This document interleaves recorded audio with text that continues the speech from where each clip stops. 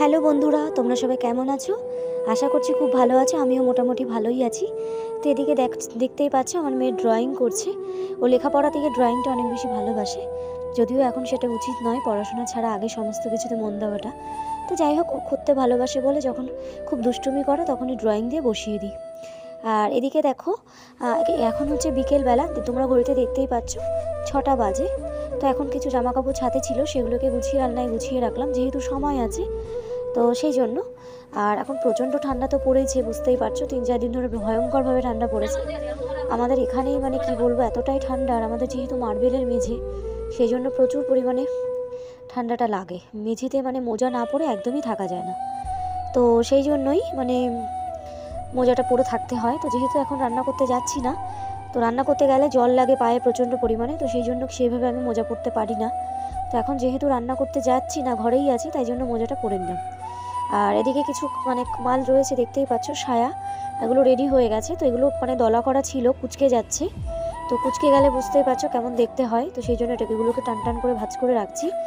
আজকে অল্প কটাই করবো, সবটা করবো না, কারণ রান্না আছে, রান্না করতে যাবো এক্ষুনি।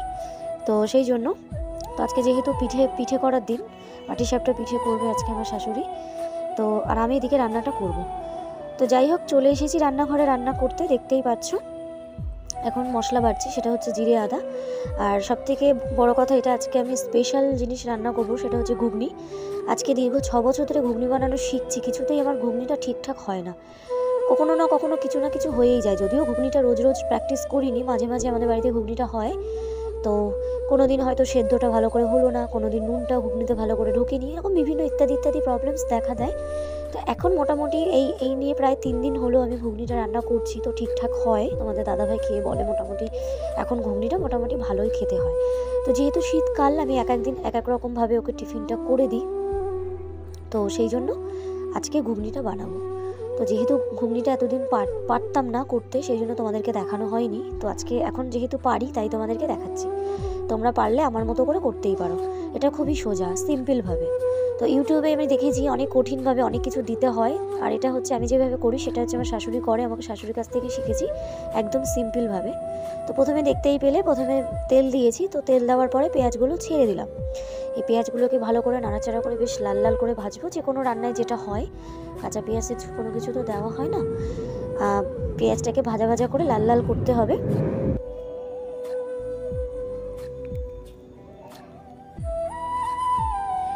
তো ব্যাকগ্রাউন্ড সাউন্ডে যদি একটু প্রবলেম হয় তো প্লিজ তোমরা অ্যাডজাস্ট করে দেখে নিও, কারণ আমি এখন বাইরে আছি আর এখানে চারিদিকে গাড়ি ঘোড়া চলছে, কারণ আমার পক্ষে নিলিবিলি কোথাও গিয়ে ভয়েস ওভার করাটা এই মুহূর্তে সম্ভব নয়। তো সেই জন্য বাধ্য হয়ে আমি একটু বাইরে আছি। তো একটু আধটু ব্যাকগ্রাউন্ড সাউন্ড হয়তো একটু অন্যরকম আসবে, তো তোমরা প্লিজ অ্যাডজাস্ট করে দেখে নিও। আর দেখতেই পাচ্ছ পেঁয়াজটা মোটামুটি লাল লাল করে ভাজা ভাজা হয়ে গেছে। এইবারে আমি ঘুগনিগুলো এর ভেতরে ছেড়ে দেবো। তো দেখতেই পাচ্ছ তোমরা, ঘুগনিটা আলুটা ছেড়ে দিয়েছি, তার মধ্যে মশলাটা। তার আগে হ্যাঁ, সরি, ভুল হয়ে গেছে, তোমাদেরকে দেখানো হয়নি, এবার স্কিপ করে গেছি। আসলে একা একা ভিডিও করছি, সেই জন্য কেউ ধরে দেওয়ার নেই। প্রথমে পেঁয়াজটা ভাজা ভাজা হয়ে যাওয়ার পরে না, আদা আর জিরে দিয়েছি, অল্প একটু আদা জিরে বেটে দিয়েছি।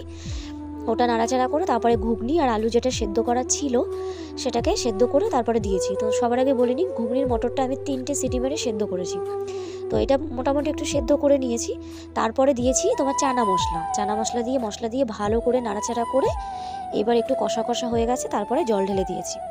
তো মোটামুটি আমার ঘুগনি রেডি হয়ে গেছে। ঘুগনির মেন জিনিস সেটা হচ্ছে চানা মশলা। তো ফ্রেন্ড, অনেকটা রাত্রি হয়ে গেছে, রান্নাবান্না সব কমপ্লিট হয়ে গেছে, আমাদেরও মোটামুটি খাওয়া দাওয়া সব হয়ে গেছে। তো তোমরা তো দেখতেই পেলে কীভাবে রান্নাটা করলাম, এটা খুব সহজ একটা পদ্ধতি। তো এভাবে করলেও খেতে খুবই ভালো লাগে, আর যত বেশি জিনিস দেবে তত খেতে তো আর টেস্টি হবে। তো ঘুগনি এটা সিম্পলভাবে বেশ খেতে ভালো লাগে। তো যাই হোক, চলো ভিডিওটা আজকের মতো এখানেই শেষ করছি। তো আমার ভিডিও যদি ভালো লাগে তো প্লিজ একটা লাইক করে দিও।